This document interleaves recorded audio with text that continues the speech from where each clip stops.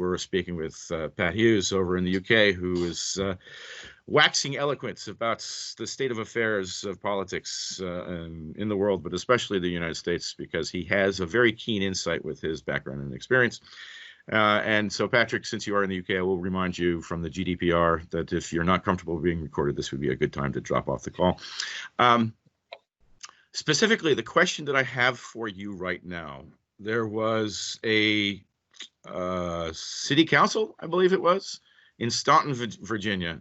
It's like a suburb of DC. Right? Yeah. So I think it's Gary's area. I think it's an area where we know somebody who is thinking about doing a run potentially. And it's a very strong Democratic bastion. And so I'm curious your take on why it's so red now. I have so that your viewers understand that my background is more contrarian in business and politically than most people. Specifically, normally I'm going to be the one confronting whoever's in charge and make them defend or at least justify their actions. In the particular thing of what's going on now, there's a significant amount of what I call rebound effect that's going on from, I'll call it the city level, all the way through to the federal. So essentially you have, where normally in political acumen, most of the time the local races and stuff like that, people have a tendency to vote for individuals. They don't vote party, they vote for who they know. It doesn't matter whether you're running as a Republican or a Democrat, but if you've been there for 35 years and everybody knows you, yes, you will probably get the nod in the party that's going to win, but the answer is you're getting the nod because they know you. Okay. Conversely, when you get a higher level, when you get to state assembly, when you get to state senates, when you get to the congressional function on the federal level and or the governor's area, okay, where you're basically moving on to a governorship or a Senate and or congressional function, it's more about party function. The party function now is actually dribbling down to lower levels, which means that your party affiliation at this point seems to be, I'll call it the negative impact. And what I mean by that is people at the local level used to vote for individuals.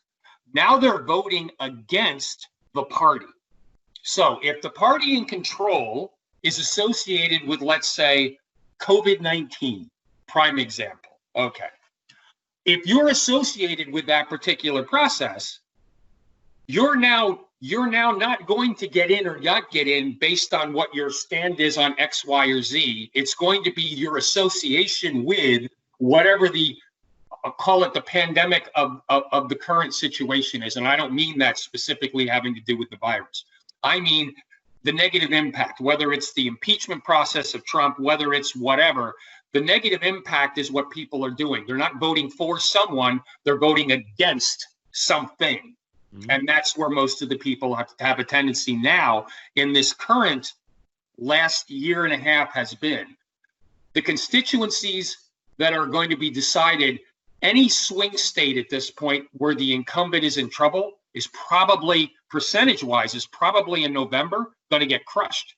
The problem is when you start getting to the higher levels, state governorships, the federal, positions having to do with federal and or executive, people are going to get associated. This is going to be a horrific election for any of the swing state candidates that are out there, because essentially it doesn't matter why. There's no way that you're ever going to play out in this news cycle, and this news cycle's not going away.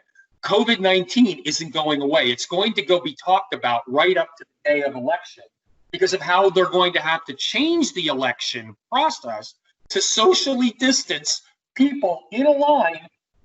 You understand the point. But essentially, the problem you're going to have in these areas are very specific to the process. Now, here's the problem.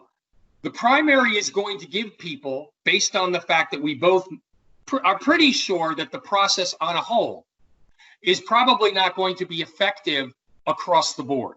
The places where it's not effective, the people are going to walk away thinking that their constituency, their guy that's in office, that's currently running things, that's supposed to make sure this is supposed to run smoothly, has done squat all. You understand where this is going, and he's now going to be associated with the black eye. He wasn't even there. He's not part of the process. He is literally the guy on the side, and the monkey's on the sideline, okay, with the tree, grabbing his feces and throwing it. And it's wherever it sticks to, because the problem is the only one that's going to be standing there, unfortunately, will be the incumbent, or the incumbent's political affiliation. So in highly Democratic areas, this is going to backfire on the Dems in urban areas. It's going to backfire on the Republicans in the suburbs. It's going to backfire on whoever is locally responsible for the function. And then when they screw it up, they're going to be associated with the problem.